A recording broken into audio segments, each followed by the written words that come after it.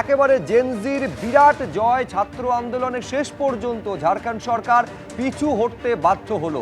ছাত্র যুব আন্দোলনের কাছে মাথা নোয়ালো ঝাড়খণ্ডে হেমন্ত সোরেনের সরকার এবং এই জয়ের পরে উচ্ছ্বাসের ছবিটা এই মুহূর্তে আপনারা দেখছেন।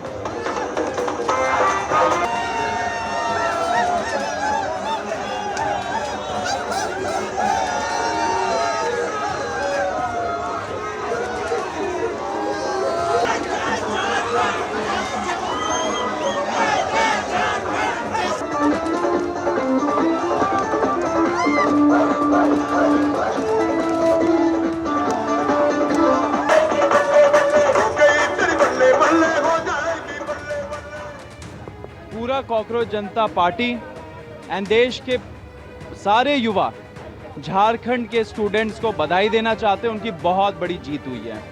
तो सारे झारखंड के छात्र जो इतने दिनों से आंदोलन कर रहे थे, पीसफुल तरीके से आंदोलन कर रहे थे, उन्होंने सरकार से अपनी मांगे मनवा ली। उनको बहुत बहुत बहुत कॉन्ग्रेचुलेशन। नहीं, हम देखिए बहुत ज़्यादा खुश हैं कि झारखंड में जिस तरह का आंदोलन देवेंद्र नाथ महतो की नेतृत्व में लड़ा गया, उस आंदोलन की कल जीत हुई है। हम पहले दिन से इस आंदोलन के समर्थन में थे। मैंने दीप्के ने कई बार महतो जी से और पूरी टीम से बात भी, तो हमें बहुत खुशी है कि उन छात्रों को न्याय मिला, लेकिन उनको न्याय के लिए इतने दिनों का इंतज़ार करना ज़रूरी नहीं था। जिस तरह का लाठीचार्ज 10 तारीख को इन बच्चों के साथ हुआ, उसकी ज़रूरत नहीं थी। जिस तरह की धक्का मुक्की देवेंद्र नाथ महतो के साथ 15 अगस्त को हुई, उसकी ज़रूरत नहीं थी। तो हम देश की तमाम सरकारों से, तमाम राजनीतिक पार्टियों से ये कहना चाह रहे हैं कि आप इस देश के युवाओं को, इस देश के छात्रों को हल्के में मत लीजिए। मांगे हैं, जायज़ मांगे हैं, सालों का दर्द है, सालों के मुद्दे हैं, लेकिन अब आप इन मुद्दों से भाग नहीं सकते। आपको इन मुद्दों का हल निकालना ही होगा। আমি শুরুতে কংগ্রেস মুখপাত্র চন্দন ঘোষ চৌধুরীর কাছে আসবো। দেখুন, মানুষ হয় দেখে শেখে কিংবা ঠেকে শেখে। যন্তর মন্তরে এত বড় জেনজিদের আন্দোলন, ককরোচ জনতা পার্টির আন্দোলন, যে আন্দোলন একেবারে কেন্দ্রকে পিছু হটতে বাধ্য করলো, শেষ পর্যন্ত সেই আন্দোলনের চাপে পড়ে শিক্ষামন্ত্রীর পদ থেকে ধর্মেন্দ্র প্রধান ইস্তফা দিলেন। কিন্তু তারপরেও সেখান থেকে কি কোনো শিক্ষা ঝাড়খণ্ডের এই কংগ্রেসের জোট শরিকের সরকার সেটা নিল না বলে আজকে এই দিনটা আপনাদের দেখতে হচ্ছে। দেখো, তোমার প্রশ্নের যে কনটেক্সটটা, তাতে কংগ্রেসের জোট সরকার, ইনফ্যাক্ট কংগ্রেস তাতে পার্টিসিপেন্ট, কিন্তু তোমাকে বুঝতে হবে কংগ্রেসের ভূমিকাটা কি। শুধু কংগ্রেস না, এই ইন্ডি জোটের প্রসঙ্গটা তুমি তুলেছিলে, ইন্ডিয়া অ্যালায়েন্স, মূলত একটা জিনিস তুমি বুঝতে হবে, রাহুল গান্ধী একেবারে প্রথম দিন থেকে এই ছাত্রদের সামনে যেমন যন্তর মন্তরে, ঠিক তেমনভাবে এই রাঁচিতে যে আন্দোলন চলেছে তার পাশে দাঁড়িয়ে আছেন। তুমি আজকেও যদি এই উইনিং যে উচ্ছ্বাস তুমি দেখাচ্ছ, সেখানেও রাহুল গান্ধী বলছেন this is the right way of functioning. আমার প্রশ্নটা হচ্ছে, যে কোনো রাজনৈতিক, আমি বলছি যে রাহুল গান্ধী দিল্লিতে গেছিলেন, সেই রাহুল গান্ধী কতবার ঝাড়খণ্ডে গিয়েছেন?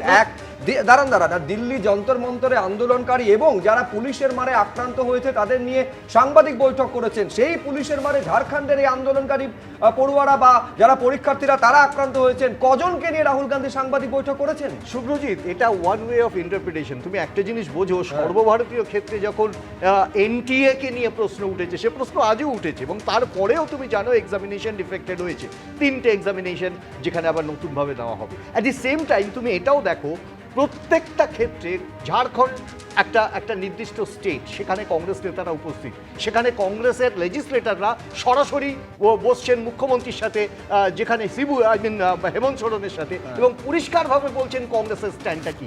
আমার প্রশ্নটা হচ্ছে, সার্বিকভাবে শুধু রাহুল গান্ধী নয়, কংগ্রেসের तमाम নেতৃবৃন্দ এখানে ছাত্রদের পাশে, সততার পাশে, এবং এক্সামিনেশন রিফার্বিশ তাই হতো তাহলে এই ছবিটা দেখতে হতো না, এই আন্দোলনরত ছাত্রদের এই অনশনের পথে হাঁটতে হতো না চন্দনদা।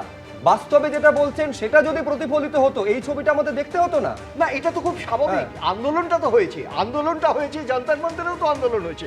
আমাদের পার্লামেন্টে বারবার আমরা এইটি নিয়ে প্রশ্ন তুলেছি, প্রশ্নতে কোনো ডিসকাশন হয়নি। আই মিন টু সে, তোমাকে 2024 সালে যখন আমি বলছি আমি আবার বলছি, দিল্লির ঘটনা থেকে আদৌ কি কোনো শিক্ষা ইন্ডি জোটের সরকার নিয়েছে? যদি নিত তাহলে গোড়াতেই একেবারে এই পরিস্থিতিটাকে শুরুতেই কথা বলে একটা কার্যত ইন্ডি জোট জোট শরিকের অন্যতম শরিক হচ্ছে এই ধরুন জেএমএম, তাদের উপর কেন কংগ্রেস তাহলে চাপ তৈরি করলো না?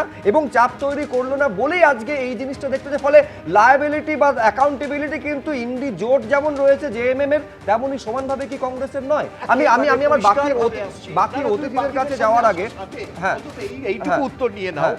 কংগ্রেস একটা জোটের সঙ্গী হ্যাঁ। এবং জোটের নেতৃত্বে প্রত্যেকটা জায়গাতে কংগ্রেস অন্তত এই ক্ষেত্রে প্রত্যেকটা জায়গাতে প্রতিবাদ করেছে, বলেছে। আমি আবারও বলছি, মানুষ যেন একবার দেখে নেন এই ঘটনার শেষে রাহুল গান্ধীর স্টেটমেন্ট এবং কংগ্রেসের স্টেটমেন্ট পরিষ্কার। হ্যাঁ, সেটা হচ্ছে, আমি আবার বলছি, সেটা কিন্তু একেবারে শেষে গিয়ে বলেছেন। কিন্তু আমি এইখানে দর্শকদের দেখাতে চাইবো যে ককরোচ জনতা পার্টি তাদের তরফে এই যে বিরাট বড় জয় এলো, তাদের তরফে এই ককরোচ জনতা পার্টির প্রতিষ্ঠাতা অভিজিৎ দীপকে কি বলছে। दारू पीकर आ रहे थे, बच्चों के सामने दारू पीते थे और इसी क्लास में छोटी छोटी बच्चों के सामने दारू पीकर सो जाते थे। तो उसके लिए हमने कहा था अगर उनको नहीं हटाया जाता है तो हम आंदोलन करेंगे। हम आज आंदोलन पर बैठे तो लेकिन अभी पता चला है कि उस प्रिंसिपल को हटाया गया है। तो ये एक बहुत बड़ी जीत है इन गाँव वालों के लिए और मैं गाँव वालों का बहुत बहुत अभिनंदन करना चाहता हूँ आप सबने। एबीपी आनंद एगिए थाके एगिए राखे।